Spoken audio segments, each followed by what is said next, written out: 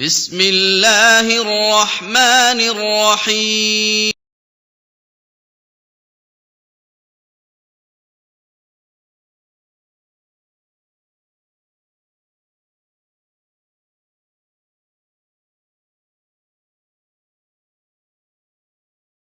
بسم اللہ الرحمن الرحیم صلی اللہ علیہ وسلم الحمدللہ رب العالمین وصلی اللہ علی سیدنا محمد وآلہ الطاہرین اللہم صلی علی محمد وآل محمد۔ ہماری بات ہو رہی تھی ان ادلہ کے حوالے سے کہ جو ذکر کی جاتی ہے قرآن سے تحریف کی نفی میں۔ پہلے درس میں تحریف کا معنی اور مفہوم بیان کیا تھا کہ تحریف کا لغوی معنی کیا ہے اور اصطلاحی معنی کیا ہے، اور چند ایک ادلہ بھی ساتھ ذکر کی تھی کہ جو ثابت کرتی ہے کہ قرآن میں تحریف نہیں ہوئی۔ تحریف سے مراد تحریف لفظی ہے جو مورد بحث ہے کہ قرآن مجید میں کوئی آیت، کوئی جملہ، کوئی صورت زیادہ نہیں کی گئی ہے اور نہ ہی اس میں نقص ہے۔ وہی قرآن ہے جو جبرائیل علیہ السلام لے کر کے رسول خدا صلی اللہ علیہ وآلہ وسلم پر آئے تھے۔ ان ادلہ کے ساتھ کہ جو ہم نے پہلے درس میں ذکر کی تھی، چند ایک ادلہ کا مزید اضافہ کرتے ہیں۔ ارشاد باری تعالیٰ ہے سورہ فصلت میں کہ وَإِنَّهُ لَكِتَابٌ عَزِيزٌ لَا يَأْتِيهِ الْبَاطِلُ مِن بَيْنِ يَدَيْهِ وَلَا مِنْ خَلْفِهِ تَنزِيلٌ مِنْ حَكِيمٍ حَمِيدٍ، کہ یہ کتاب عزیز ہے، بے شک یقیناً یہ کتاب عزیز ہے جس کے پاس باطل نہیں آتا ہے، نہ سامنے سے اور نہ پیچھے سے۔ عزیز کا معنی لغتاً جو اپنے آپ کا دفاع کرے کسی بھی اور غیر چیز کے اس پر اثر کرنے سے۔ اللہ تعالیٰ کی اوصاف میں سے ہے کہ وہ عزیز ہے، یعنی کسی سے بھی اثر نہیں لے سکتا ہے، وہ کوئی اس پر اثر انداز نہیں ہو سکتا ہے۔ عزہ بمعنی منع، روکنا۔ تو قرآن عزیز ہے، یعنی کوئی غیر کلام مجید اللہ کی کلام پر کوئی اور چیز اثر انداز نہیں ہو سکتی ہے۔ تو جب قرآن مجید نے یہ اعلان کر دیا ہے کہ کوئی اور چیز اس پر اثر انداز نہیں ہو سکتی، یہ عزیز ہے، اس کے پاس باطل نہیں آ سکتا ہے، نہ اس کے سامنے سے نہ اس کے پیچھے سے، ہر طرف سے یہ کتاب محفوظ ہے، روکتی ہے، کوئی اثر انداز چیز اس پر اثر نہیں کر سکتی ہے۔ تو پھر کیسے اس میں نقص ہو جائے یا اس میں زیادتی ہو سکتی ہے؟ وہی شبہ کہ جو آیت حفظ میں ذکر کیا جاتا ہے یہاں بھی ذکر ہو سکتا ہے کہ ممکن ہے اس آیت میں تحریف ہو۔ یہ کون کہے کہ یہ آیت محفوظ ہے تاکہ ہم اس آیت کے معنی اور مفہوم کو لے سکیں، استدلال کر سکیں؟ تو اس کا پہلا جواب یہ ہے کہ جس تحریف کے کچھ لوگ قائل پائے گئے ہیں وہ تحریف بالنقص ہے، کہ قرآن میں کچھ کلمات، کچھ آیات نکالی گئی ہیں۔ کوئی اس کا قائل نہیں ہے کہ کسی آیت کا اضافہ کیا گیا ہے۔ دوسرا جواب یہ ہے کہ اگر کوئی روایت آئی ہے، وارد ہوئی بھی ہے اضافے کے حوالے سے، اگرچہ اس کا کوئی قائل نہیں ہے، تو تب بھی وہ روایت خاص بعض فقرات کے بارے میں ہے۔ اس آیت کے بارے میں کوئی نہیں ایسی روایت بھی کہ کوئی ضعیف السند بھی کہ یہ آیت اضافی ہے۔ تو لہٰذا اس آیت کا قرآن مجید میں سے ہونا بلا شک و شبہ ہے۔ تو یہ آیت بڑے کھلے لفظوں میں، واضح انداز میں، واضح الفاظ میں کہہ رہی ہے کہ قرآن مجید میں باطل نہیں آ سکتا ہے، نہ سامنے سے نہ پیچھے سے۔ کوئی اس کے ساتھ اس طرح کا قرآن مجید کے ساتھ کھیل نہیں کھیل سکتا کہ اپنی مرضی سے اس میں کوئی آیت داخل کر لے یا کسی آیت کو ہٹا لے۔ ان ادلہ میں سے کہ جو اس بات کو ثابت کرتی ہیں کہ قرآن محفوظ ہے ہر قسم کی تحریف لفظی سے، وہ خود قرآن کا جمع کرنے کا، ترتیب دینے کا جو طریقہ کار ہے، یہ ایک علیحدہ موضوع ہے۔ علوم قرآن میں جو اہم ترین بحث ہیں ان میں سے ایک بحث ہے جمع قرآن، تدوین قرآن۔ تو صحیح قول یہ ہے کہ قرآن مجید اللہ تعالیٰ کے حکم سے، رسول اللہ صلی اللہ علیہ وآلہ وسلم کے حکم سے حیات پیغمبر ہی میں جمع ہو چکا تھا۔ اس پر عقلی اور نقلی کئی ایک ادلہ ہے، چونکہ ہمارا یہ ٹاپک نہیں ہے۔ اس گزشتہ ماہ رمضان سے پہلے والے ماہ رمضان میں مدرسہ صاحب الزمان میں 5 درس اس پہ دیے تھے میں نے، کہ قرآن مجید کی جو جمع آوری ہے وہ رسول اکرم صلی اللہ علیہ وآلہ وسلم کی زندگی میں ہوئی ہے، ان کے اشراف میں ہوئی ہے۔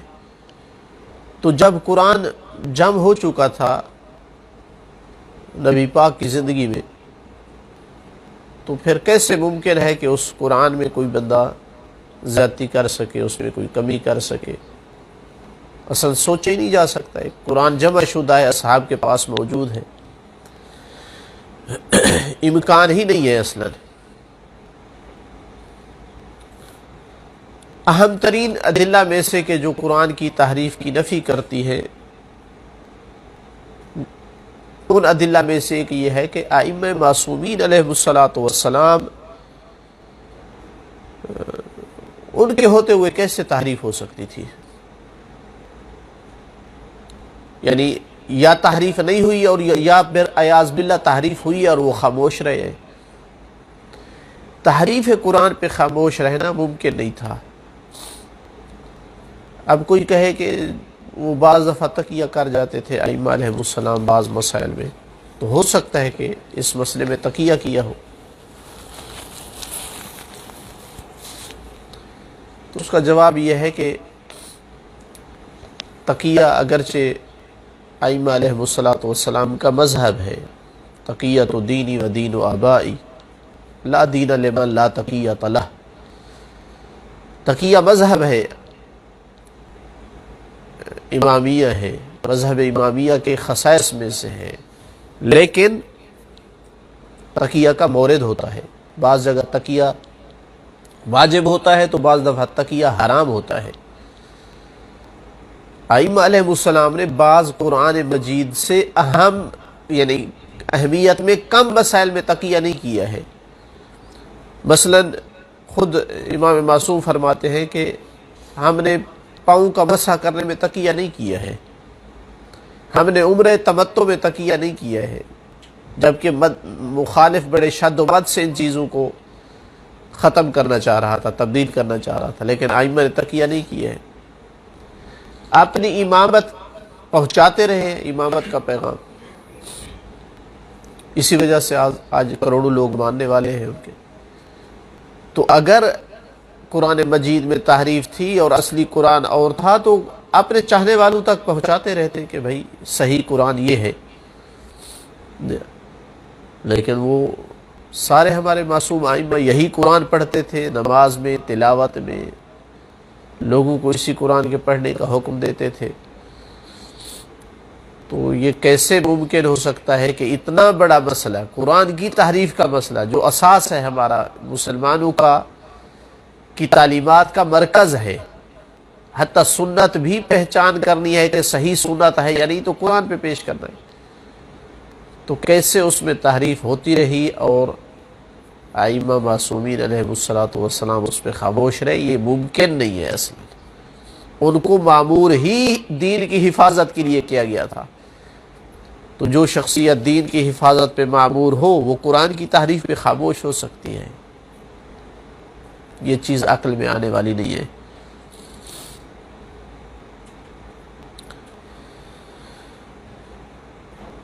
جو دلیلیں قرآن مجید کی تحریف کی نفی کرتی ہیں ان میں سے ایک بڑی ٹھوس اور واضح دلیل یہ ہے کہ ہمارے پاس اگر متواتر نہیں تو مستفیض حد تک روایات ہیں کہ جن میں ائمہ علیہم الصلاۃ والسلام نے حکم دیا ہے کہ حدیث کو پہچاننا ہے کہ یہ ہماری ہے یا نہیں ہے تو قرآن پہ پیش کرو۔ یہ پورا ایک باب ہے ان احادیث کا۔ تو یہ کہنا کہ ہماری حدیث کو قرآن پہ پیش کرو، اگر قرآن کے ساتھ موافق ہو تو وہ حدیث صحیح ہے، اگر مخالف ہو تو اس کو دیوار پہ پھینک دو، یہ کیسے ممکن ہو سکتا ہے کہ خود قرآن میں تحریف ہو اور پھر سنت کو پہچاننے کے لیے قرآن کو معیار قرار دیا جائے؟ ائمہ کا قرآن کو کسوٹی اور میرٹ اور معیار قرار دینا حدیث اور سنت کی پہچان کے لیے یہ تب ہی ممکن تھا جب قرآن مجید ہر قسم کی تحریف سے مصون اور محفوظ ہو۔ یہ روایات بہت ساری ہیں، وسائل الشیعہ میں پورا باب ہے کہ سنت کو پہچاننے کے لیے قرآن پہ پیش کرو، اگر وہ حدیث قرآن سے ٹکرائے تو چھوڑ دو۔ تو یہ ممکن نہیں تھا جب تک کہ قرآن خود ہر قسم کی تحریف سے محفوظ نہ ہو۔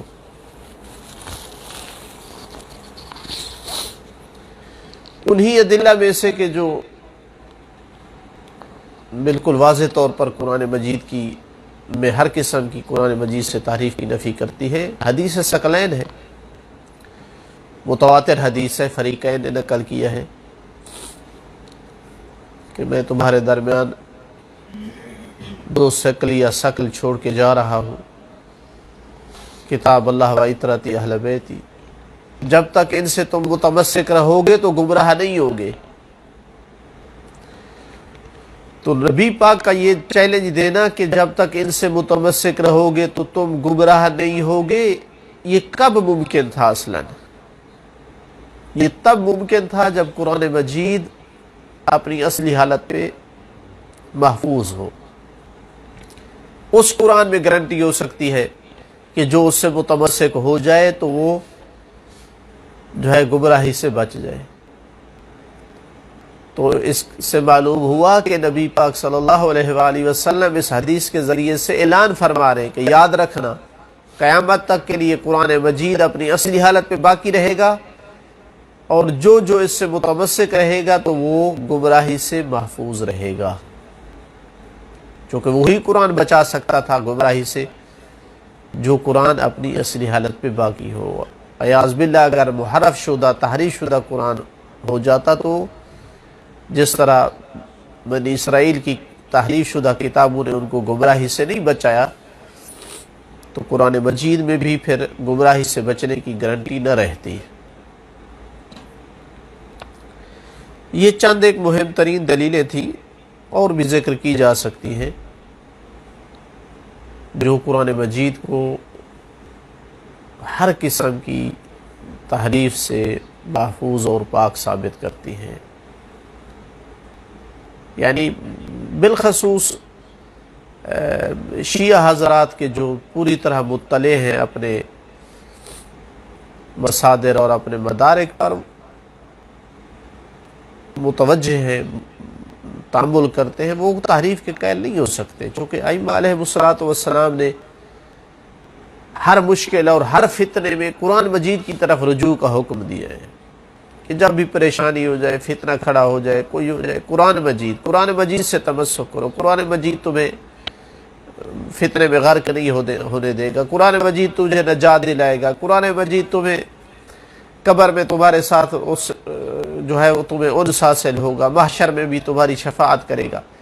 اتنی تاکید قرآن مجید کے لیے، یہ تب ہی ممکن تھا نا کہ جب قرآن مجید وہی کلام ہو جو اللہ کی طرف سے آیا تھی۔ اگر اس میں اعاذ باللہ کوئی کمی بیشی ہوتی تو پھر وہ یہ فوائد قرآن مجید نہ دے سکتا ہے۔ اس کے بعد اگلا جو عنوان ہے ہمارے پاس اس موضوع کے ساتھ ریلیٹڈ، وہ یہ ہے کہ شیعہ علماء، فقہاء، متکلمین کس حد تک قرآن مجید سے تحریف کی نفی کرتے تھے یا تحریف کے قائل تھے۔ میں نے عرض کیا تھا پہلے درس میں کہ تعجب اور حیرت ہوتی ہے ان لوگوں سے جو آج تک اس شبہے میں واقع ہیں کہ شیعہ تحریف کے قائل ہیں۔ زحمت نہیں کرتے کہ ہماری کوئی کتابیں اٹھا کر دیکھیں، ہمارے علماء سے پوچھ لیں، بلکہ اس سے بھی زیادہ عاجز ہیں ہماری کوئی ویب سائٹ پہ داخل ہو کر وہاں علماء کی آراء کو دیکھ لیں، گوگل سرچ کر کے۔ ابھی سب علماء کی کلام تو نہیں ذکر کی جا سکتی، لیکن چند ایک اہم ترین اور بزرگ ترین علماء کے میں عبارتیں آپ کے سامنے پڑھتا ہوں، جس سے یقین ہو جائے گا کہ یہ ایک بہت بڑی تہمت ہے، یعنی چھوٹی تہمت نہیں ہے۔ یعنی اللہ تعالیٰ پوچھے گا قیامت والے دن کہ جس نے بھی کسی پہ تہمت لگائی تو اللہ تعالیٰ پوچھے گا کس لیے لگائی تھی؟ عقل تھی تیرے پاس، مراجعہ کر سکتا تھا، تحقیق کر سکتا تھا، پھر بھی تہمت پہ رہا ساری زندگی۔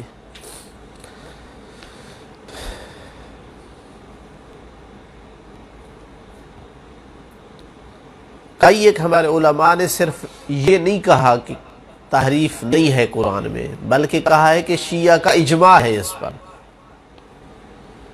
ایک دفعہ ایک عالم کہتا ہے کہ قرآن میں تحریف نہیں ہوئی ہے، ایک دفعہ وہ دعویٰ کرتا ہے کہ اجماع ہے ہمارا۔ مثلا مولا ابو القاسم الجیلانی صاحب قوانین الاصول کہتا ہے کہ یہ جمہور المجتہدین جو ہے وہ عدم تحریف پر ہے، یعنی صرف شاذ کو نکالا ہے۔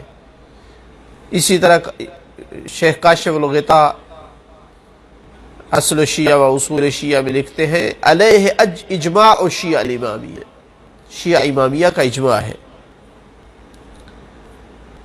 تو یہاں تک دعویٰ ہے کہ ہمارا اجماع ہے اس پر۔ اب جس چیز کا ہمارے علماء کہہ رہے ہیں کہ ہمارا اجماع ہے کہ تحریف نہیں ہے، اندازہ لگائیے اس سے۔ وہیں پہ ہمارے دوسرے مسلمان علماء صاحبان اپنی عوام کو گمراہ کرتے ہیں کہ شیعہ تحریف کے قائل ہیں۔ یعنی میرے خیال میں اس کی مثال کم ملے گی اتنی بڑی تہمت کی۔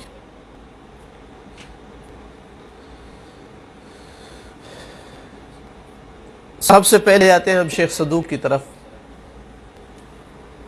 چونکہ وہ محدث ہیں اور محدث سے زیادہ توقع ہوتی ہے کہ وہ کسی حدیث کی وجہ سے بات کہہ دے، لیکن انہوں نے اپنی کتاب اعتقادنا میں یہ تحریر فرمایا: اعتقادنا ان القرآن الذي انزلہ اللہ تعالی علی نبیہ محمد صلی اللہ علیہ وآلہ وسلم ہوا ما بین الدفتین۔ ہمارا اعتقاد ہے، ہمارا یعنی امامیہ کا، کہ قرآن جسے اللہ نے نازل کیا تھا اپنے نبی محمد صلی اللہ علیہ وآلہ وسلم پر، وہ یہی ہے جو یہ دو جلدوں کے درمیان ہے۔ وَهُوَ مَا فِي أَيْدِي النَّاسِ، اور وہ وہی ہے جو لوگوں کے ہاتھوں میں ہے، لَيْسَ بِأَكْثَرَ مِنْ ذَلِكَ۔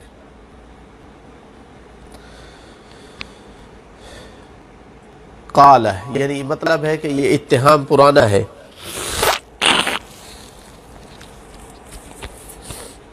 وَمَنْ نَسَبَ إِلَيْنَا أَنَّنَا نَقُولُ إِنَّهُ أَكْثَرُ مِنْ ذَلِكَ فَهُوَ كَاذِبٌ،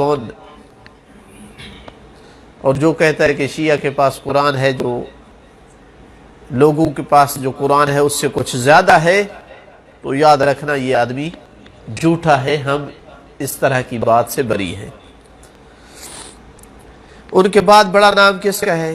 شیخ مفید ہے، عمید الطائفہ الامامیہ۔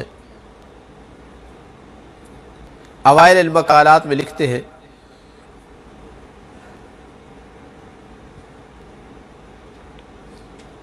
وقد قال جماعت من اہل الامامہ انه لم ينقص من کلمۃ ولا من آیت ولا من سورۃ، کہ ایک جماعت نے کہا اہل امامہ میں سے کہ قرآن مجید کا نہ کوئی کلمہ ناقص ہوا ہے، نہ آیت ناقص ہوئی ہے، نہ سورت. ولیکن حذف ما کان مثبتا فی مصحف امیر المومنین، امیر المومنین کے مصحف میں جو چیز ثابت تھی وہ حذف ہوئی ہے. وہ کیا تھا؟ من تعویلہ و تفسیر معانی علی حقیقت تنزیلہ، وہ جو حذف ہوا ہے وہ تعویل تھی قرآن کی، اس کے معنی کی تفسیر تھی اس حقیقت کے مطابق جس پہ قرآن نازل ہوا ہے. وذالک کان ثابتا منزلا وان لم یکن من جملۃ کلام اللہ تعالی الذی هو القرآن المعجز. اور امیر المومنین نے بھی جو باتیں لکھی ہیں وہ بھی اللہ کی طرف سے بتائی گئی تھی، لیکن وہ قرآن کا حصہ نہیں تھی جو قرآن معجزہ بن کے نازل ہوا ہے. وقد یسمى تعویل القرآن قرآنا، اس قرآن کی تعویل کو بھی کبھی قرآن کہا جاتا تھا. وقال اندی ان هذا القول اشبہ، یعنی اقرب فی النظر، یہی قول کہ قرآن مجید میں کسی کلمے کسی آیت کا نقص نہیں ہے، یہ میری نگاہ میں جو ہے صحت کے زیادہ قریب ہے صحیح ہونے کے، اس دوسرے قول سے کہ جو دعویٰ کرتا ہے کہ کچھ کلمات قرآن میں ناقص ہوئے ہیں. لیکن مجھے صحیح قول یہ لگتا ہے کہ نہیں، ایسا نہیں ہوا ہے. جہاں تک ذاتی کا تعلق ہے کہ قرآن میں ذاتی بھی ہے کلمات کی یا نہیں، فمقطوع علی فسادہا، تو اس کا قطع ہے اس کے فاسد ہونے کا.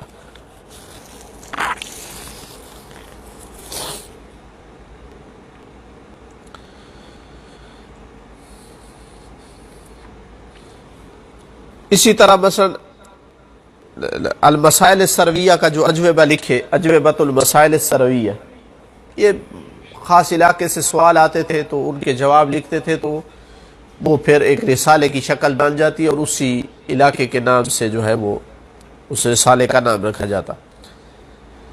اس میں کہتے ہیں کہ فَإِنْ قَالَ قَائِلٌ كَيْفَ يَصِحُ الْقَوْلُ بِأَنَّ الَّذِي بَيْنَ دَفَّتَيْنِ هُوَ كَلَامُ اللَّهِ وَكَلَامُ اللَّهِ تَعَالَى عَلَى الْحَقِيقَةِ مِنْ غَيْرِ زِيَادَةٍ وَلَا نُقْصَانٍ.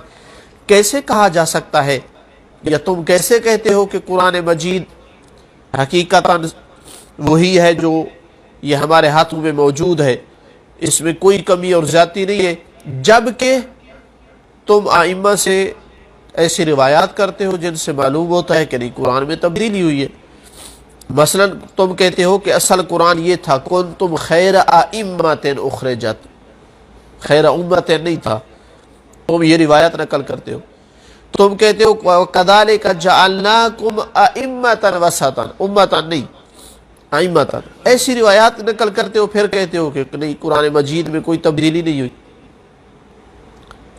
تو فرمایا اس کا جواب ہے، یعنی دیکھیں اب روایت اگر آئی بھی ہے تو ہمارے علماء نے ان کے جواب دیے ہیں، پھر کس طرح حق پہنچتا ہے کہ تحریف کی تہمت لگائی جائے. آپ کا بھی دعویٰ یہ ہے کہ بھائی مذہب صرف روایت سے نہیں پہچانا جائے گا، علماء روایات کی پرکھ کرتے ہیں، اس کی تشریح کرتے ہیں، تفسیر کرتے ہیں، علماء جو نتیجہ دیتے ہیں وہ مذہب کی رائے ہے. تو یہاں خود شیخ مفید روایت کا جواب دے رہے ہیں، کہتے ہیں کہ ایسی روایات کا جواب گزر چکا ہے، اور وہ کیا ہے کہ یہ روایات اخبار احاد ہے، ان کی صحت کا یقین نہیں ہے، اس لیے ہم ان روایات میں توقف کرتے ہیں، اور قرآن مجید جو ظاہر میں موجود ہے ہم اسی پر باقی ہیں. ان روایات کی وجہ سے ہم اس قرآن کو تحریف شدہ نہیں کہہ سکتے ہیں. البتہ آگے لکھتے ہیں کہ قراءت میں کہیں پر قاری جو ہے وہ مختلف ہو سکتے ہیں، اور یہ کئی ایک مقامات پر، اس لیے میں نے شروع میں عرض کیا تھا کہ قراءت کے جو ہے انداز کے کہیں کوئی فتح کے ساتھ پڑھتا ہے تو کوئی کسرے کے ساتھ، اتنا اختلاف جو ہے وہ قرآن مجید میں وارد ہوا ہے.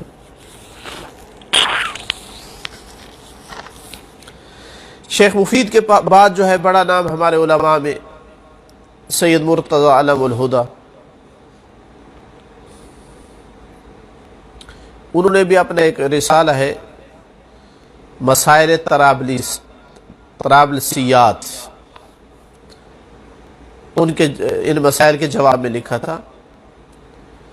اس میں فرماتے ہیں ان العلم بصحت نقل القرآن کالعلم بالبلدان والحوادث الکبار والوقائع العظام والکتب المشہورہ واشعار العرب المستورہ. قرآن کے صحیح ہونے کا اسی طرح علم ہے جس طرح ہمیں شہروں کے بارے میں علم ہے کہ یہ مکہ کا شہر ہے، یہ مدینہ کا شہر ہے. کسی کو کوئی شک یا گمان ہے کہ یہ نہ ہو، جس طرح ان شہروں کا ہمیں علم ہے، جس طرح بڑے بڑے واقعات کا ہمیں علم ہے، جس طرح مشہور ترین کتابوں کا ہمیں علم ہے، جس طرح عرب کے اشعار کا ہمیں علم ہے، جس طرح یعنی یقینی چیزوں کے بارے میں ہمیں علم ہے، اتنا ہی ہمیں قرآن کے صحیح ہونے کا علم ہے، یعنی جس میں کوئی کسی قسم کا شک اور تردد نہیں ہے اور نہ ہی گنجائش ہے.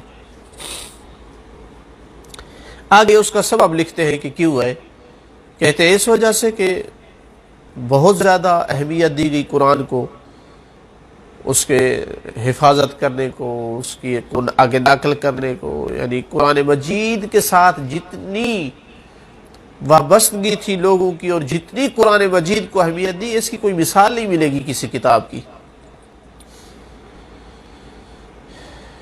چونکہ یہ مسلمانوں کی اہم ترین کتاب تھی اور نبی پاک کا یہ معجزہ تھی، اور شریعت کے احکام قرآن مجید سے لینے تھے مسلمانوں نے قیامت تک. جانتے تھے کہ رسول اکرم صلی اللہ علیہ وآلہ وسلم رحلت فرما جائیں گے، ہمارے اندر جو دستور کی کتاب رہے گی وہ قرآن مجید ہے.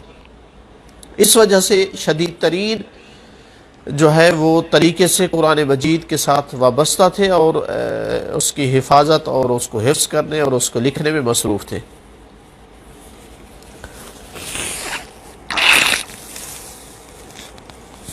اس پر ایک شاہد ذکر کریں، بہت اچھا شاہد ہے کہ دیکھیں کہیں پر اگر زبر یا زیر کا کوئی فرق آیا ہے قرات میں تو اس کو لکھا ہے.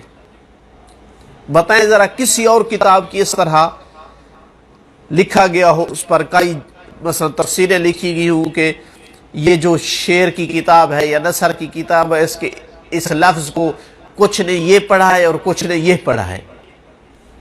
جہاں اتنی دقت سے کام لیا جا رہا ہے کہ بھائی اس میں کوئی قاری اس کو سکون کے ساتھ پڑھتا ہے اور فلاں قاری نام لے لے کر فلاں قاری اس کو زبر کے ساتھ پڑھتا ہے. جہاں اتنی زیادہ دقت سے کام لیا جا رہا ہو وہاں کلمات اور آیات کا حذف ہو جانا یا ان کا زیادہ ہونا اصلا مستحیل ہے، ممکن نہیں ہے. تو مثلا مجمع البیان اٹھا کر دیکھ لیں یا کشاف اٹھا کر دیکھ لیں مثلا، اور اس طرح کی جو ادبی تفسیریں ہیں، تو باقاعدہ یہ نوٹ کیا جا رہا تھا کہ یہ کلمہ جو ہے اس کو کتنے انداز میں پڑھا گیا ہے اس دقت کے ساتھ.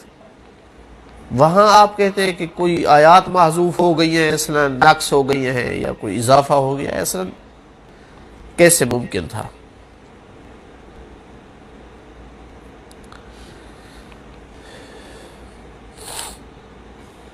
کہتے ہیں کہ یہ ہمارا مذہب ہے، وَأَنَّ مَنْ خَالَفَ فِي ذَلِكَ مِنَ الْإِمَامِيَّةِ وَالْحَشْوِيَّةِ لَا يُعْتَدْ بِخِلَافِهِمْ. اگر کوئی دوسری بات کرتا ہے شیعہ میں سے ہو یا حشویہ میں سے ہو کہ کوئی تحریف کی بات کرتا ہے تو اس کے قول کا کوئی پرواہ نہیں ہے، کوئی قیمت اور کوئی وزن نہیں ہے اس کا. چونکہ یہ چند ایک اصحاب حدیث جنہوں نے اخبار ضعیفہ جو ہے اس پر اعتقاد کر لیا کہ یہ صحیح خبریں ہیں، اخبار ہیں، اور ان پر اعتماد کر لیا اور کہہ دیا کہ مثلا تحریف ہوئی ہے، تو اس کی جو ہے کوئی وزن نہیں ہے ان کے کلام کا. ان کے بعد بڑا نام ہمارے پاس شیخ الطائفہ شیخ طوسی اپنی تفسیر تبیان کے مقدمے میں یہ فرماتے ہیں کہ اما الکلام فی زیادتہ و نقصانہ فمما لا یلیق بہذا الکتاب المقصود منہ العلم بمعانی القرآن، کہ قرآن مجید کی زیادتی اور اس میں نقصان کے بارے میں جو کلام ہے، اس کتاب کے ساتھ اصلاً اس کی شان ہی نہیں ہے کہ اس کے میں زیادتی یا اس میں نقصان کے بارے میں بات کی جائے، کیونکہ جہاں تک زیادتی کا تعلق ہے لأن زیادہ منہ مجمع علی بطلانہا، اس پر تو اجماع ہے کہ یہ باطل ہے، والنقصان منہ، اور اس سے کچھ نقص ہو جانا، فالظاہر ایضا من مذہب المسلمین خلاف ہو، تمام مسلمانوں کا مذہب اس کے خلاف ہے کہ قرآن مجید میں نقص بھی نہیں ہوا ہے، وَهُوَ الْأَلْيَقُ بِالصَّحِيحِ مِنْ مَذْهَبِنَا، اور یہی زیادہ مناسب ہے ہمارے مذہب کے ساتھ۔ هُوَ الَّذِي نَاصَرَهُ الْمُرْتَضَى، سید مرتضیٰ نے اسی کی تائید کی ہے، اور روایات سے یہی ظاہر ہوتا ہے، سوائے اس کے کہ بہت ساری روایات ایسی کی گئی ہیں جو خاصہ اور عامہ سے ہیں، یعنی روایات صرف شیعہ کتب میں نہیں آئی ہے، اہل سنت کتب میں بھی ایسی روایات آئی ہیں کہ جن سے معلوم ہوتا ہے کہ قرآن مجید کی کچھ آیات میں نقصان ہوا ہے، نقص ہوا ہے، یعنی کم ہوئی ہے، یا ان کو ایک جگہ سے دوسری جگہ نقل کر دیا گیا ہے۔ تو آپ کی کیا رائے ہے ان کے بارے میں؟ فرمایا طریقها الاحاد التي لا توجب علما ولا عملا، وہ خبر واحد ہے، نہ علم کا فائدہ دیتی ہے نہ ان پہ عمل کیا جا سکتا ہے۔ اولا الاعراض عنہا، زیادہ اولا یہ ہے، بہتر یہ ہے، حق یہ ہے کہ ان سے اعراض کیا جائے، وَتَرْكُ التَّشَاغُلِ بِهَا، اصلا ان کو چھوڑ دیا جائے کیونکہ ان کی تعویل ممکن ہے۔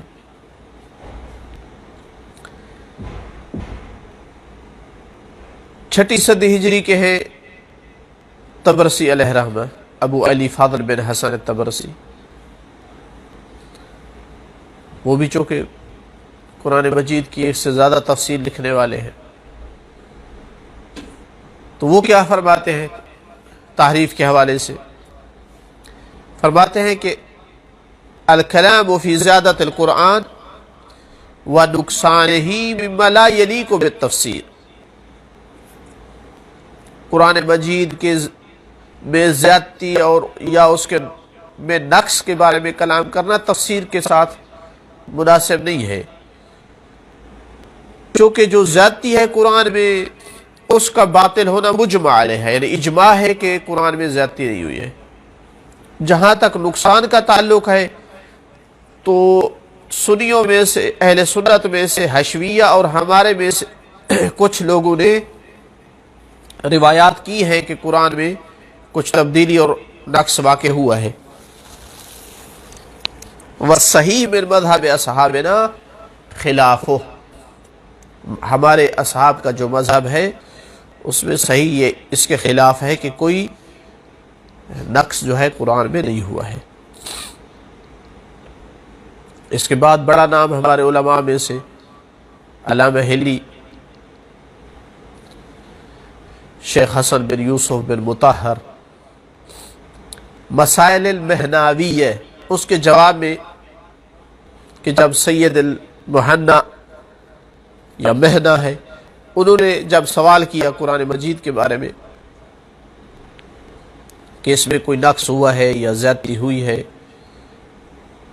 یا ترتیب کو آگے پیچھے کیا گیا ہے، تو جواب میں یہ لکھتے ہیں الحق انہ لا تبدیل ولا تاخیر ولا تقدیم فیہ، نہ اس میں کوئی تبدیلی ہوئی ہے، نہ اس میں کوئی تاخیر ہے، نہ اس میں کوئی تقدیم ہے، نہ آیات کو آگے پیچھے کیا گیا ہے اور نہ ہی جو ہے وہ تبدیلی کی گئی ہے۔